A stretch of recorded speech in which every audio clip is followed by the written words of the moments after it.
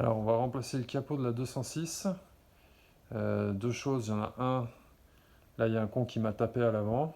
Ça, alors, il y a plein de voitures qui ont ça. Je sais pas comment font les gens qui se garent pour taper les voitures, mais bon, c'est dingue.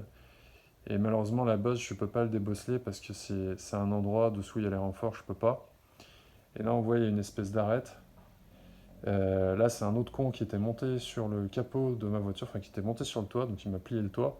Mais il a aussi plié le capot, puisque en fait cette arête-là correspond au tuyau de climatisation, donc ça a plié à ce niveau-là. Ce que je vais faire, je vais remplacer le capot, ça me coûte moins cher que de le faire passer en carrosserie. Voilà, donc là la bosse en fait elle est derrière cette tôle, donc je ne peux pas le débosseler, donc c'est pour ça que je le change.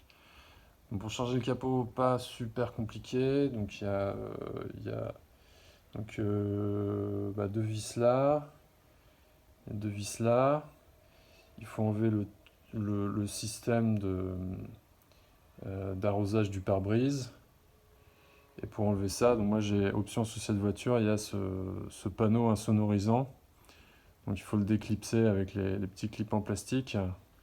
Donc pour ça, moi j'utilise une fourchette. Là, comme il n'y a pas trop de saloperies qui viennent de la route, c'est assez facile à faire avec la fourchette. Alors là, comme il n'y a pas trop de cochonneries qui viennent de la route, ils sont en bon état, c'est facile de les faire sortir avec une fourchette. Et puis une fois que la tuyauterie est déclipsée, il suffit d'enlever le capot. Alors je pense qu'il faut être deux. Parce que dès qu'on va enlever les vis, là, le capot risque de basculer, de tomber, de rayer la carrosserie ou on risque de se le prendre sur la tête. Okay, la sonorisant est à moitié enlevé, donc ce qu'il faut pour enlever les buses, il faut déclipser le tuyau. Faut voir où est le plus simple. Je vais le déclipser là, comme ça fera moins à enlever. Ça permettra de laisser l'autre de l'autre côté. Et puisque sur l'autre capot, je les ai les buses, donc je vais juste enlever là. Et après, on peut dévisser le capot. Donc pour enlever la tuyauterie, finalement, j'ai enlevé au niveau de ce coude-là. Parce que si on essaye d'enlever là, si jamais là ça casse, ou que ça déchire le tuyau, ou que le tuyau après il a du jeu quand on le remet, là, ce tuyau-là il est vraiment très court, enfin il est limite. Donc on peut pas réparer. Tandis que si jamais ça casse à ce niveau-là ou là, on peut, on a un petit peu de jeu pour réparer, on peut mettre un autre tuyau. Et donc ça là je suis pas arrivé à l'enlever, enfin il a à peine bougé mais il veut pas sortir et en plus ça me demande qu'il a cassé. Donc j'ai préféré enlever à ce niveau-là et s'il faut je couperai le tuyau et je réparerai tout à l'heure. Voilà, donc maintenant on va pouvoir dévisser le capot. Alors, ce que j'ai commencé par faire c'est dévisser ici. Sortir le capot là, mais juste ce qu'il faut simplement pour dégager le tuyau, que le tuyau il est coincé là-dessous et il peut pas sortir sinon. Donc d'abord je fais ça, je m'occupe du tuyau et ensuite le capot. Ça y est, le capot est sorti, et finalement j'y suis arrivé tout seul, en étant méticuleux.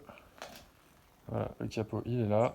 Alors pour y arriver, tout d'abord ce qu'il faut commencer par faire c'est mettre quelque chose au sol pour prévoir où poser le capot.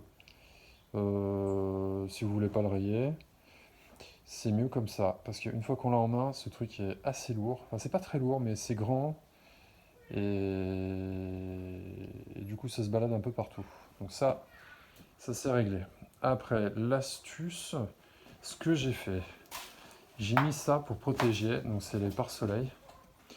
Et ça, c'est l'entaille là pour les rétros, donc ça va très bien ici. Donc ça, c'est la patte qui tient le capot. Et ça, c'est la patte pour maintenir le capot. Donc on met un de chaque côté. Alors j'ai commencé par enlever une vis là-bas complètement. Et l'autre, j'ai laissé visser pour pas que ça tombe au cas où. Ensuite, j'ai commencé de ce côté. Alors ce que j'ai fait, j'ai enlevé, donc c'était comme ça. Donc j'ai enlevé la vis du haut avec la patte. J'enlève la vis du haut et du coup c'est la vis du bas qui prend tout l'effort. Et le capot il se met en arc-boutement sur la patte. Donc ce qu'il faut faire c'est d'abord dégager ce côté-là. Et ensuite le poser Là, donc je me sers de ça pour protéger l'aile et puis en fait surtout le montant là. Parce que le capot, sinon il peut le rayer, parce que le bout du capot est bien pointu. Donc je me sers de ça, je le pose là. Ensuite je tiens le capot, je vais de l'autre côté. Et je termine de dévisser ici. Et je mettais le capot sur ma tête pour pas qu'il tombe, pour qu'il ait un point d'appui quand même. Et ensuite, une fois que ça c'est dévissé, donc c'est pareil, c'est comme ça. Donc une fois que c'est dévissé, je pose le coin du capot ici.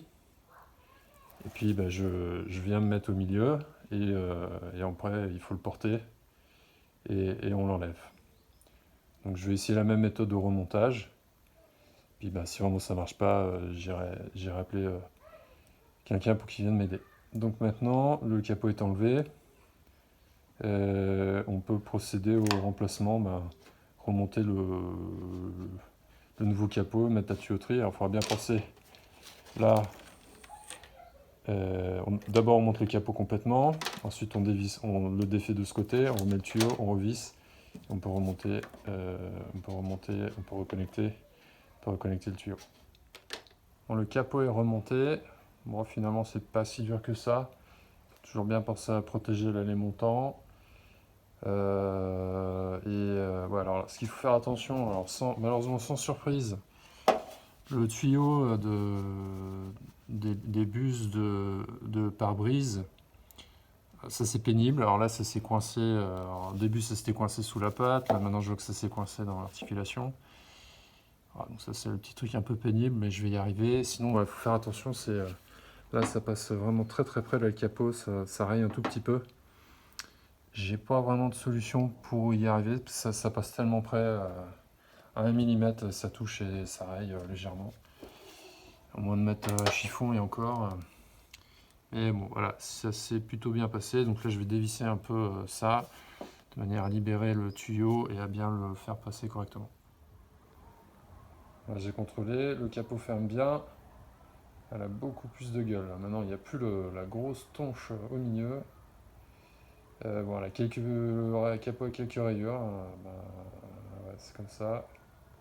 Et très content du résultat.